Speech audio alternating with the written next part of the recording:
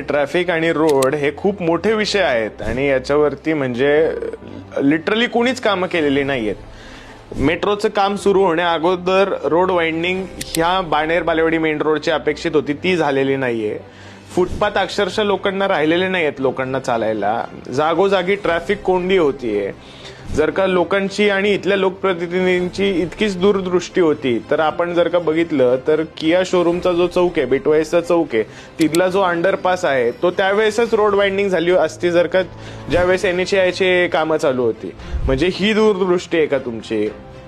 जागोजागी land acquisition झालेलं नाहीयेत। लोकप्रतिनिधी किंवा नगरसेवकाचं काम काय आहे?